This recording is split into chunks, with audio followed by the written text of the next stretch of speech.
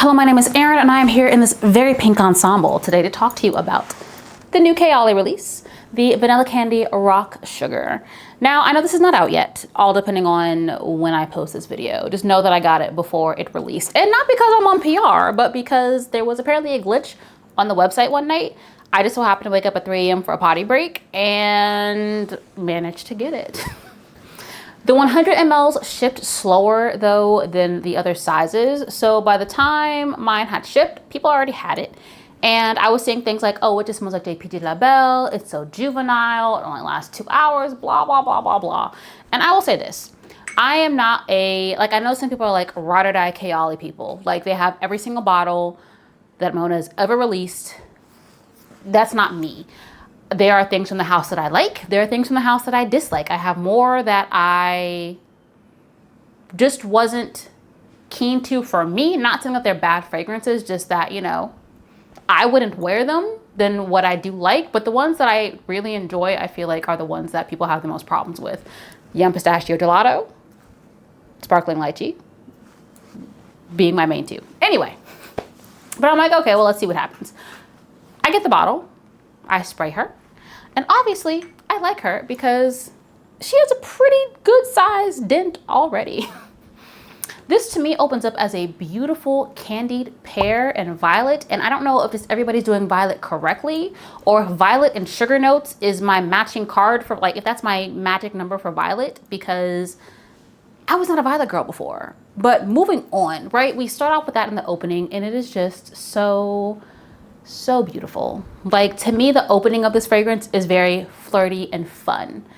As we get down and that dry down a little bit, we turn into this bubblegum smell. Think Hubba Bubble bubblegum, but you know when you open the pack and like the stuff, like the bubblegum roll has that like white stuff on it, the bubblegum dust, if you will.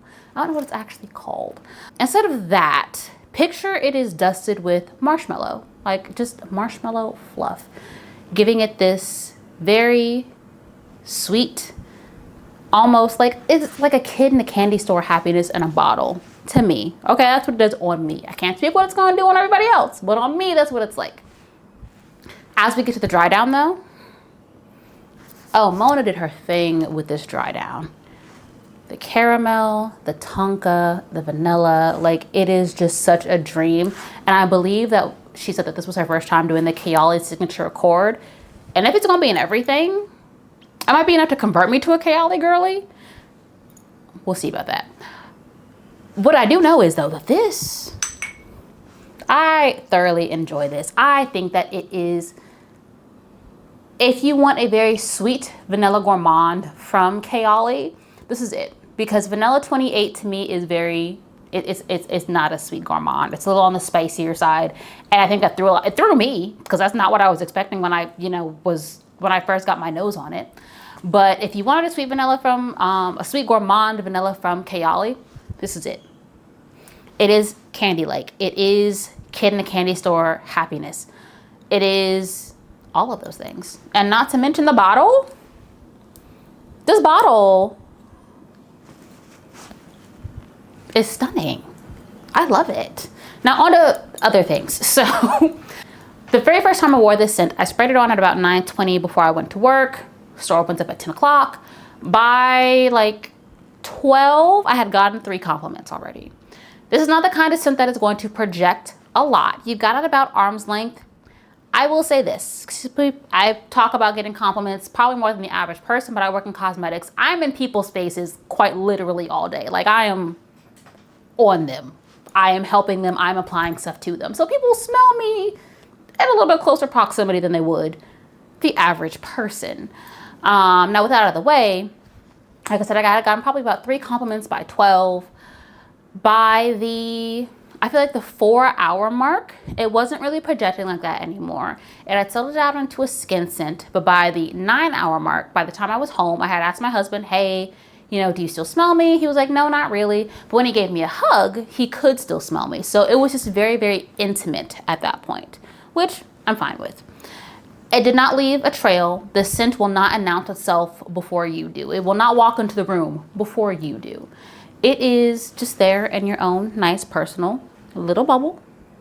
You're not gonna get much of a sillage with it. Back to it, it's very intimate, but I don't think that's a problem. Quite personally, I'm one of those people that believes that not everything has to be beast mode. Not everything needs to have this massive presence to it. Because imagine if everybody in the airport was wearing Baccarat Rouge 540 in the plane. It would not be an enjoyable plane ride. Or heck, Baccarat Rouge 540, throw in some Oud Sad Mood, throw in some Giosa, some Bianco, like it's just gonna be a very almost hard to breathe plane ride, right? So this has to be something for everybody, and I feel like this is nice and soft. Like, and there's absolutely nothing wrong with that. Now, I feel like because of the opening, I see a lot of people say, well, this is nothing unique or it's been done before. But I will say as we get to that middle, and yes, there are other pear vanilla gourmands out there.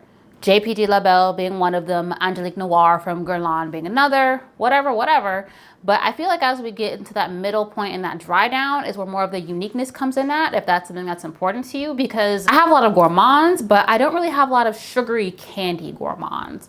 Like, yes, I do have, I have on my list, some that do smell like just straight up particular candies. Like, what is it? That one from Fleur, that smells like green, those green apple gummy rings. I really want that one. There's one that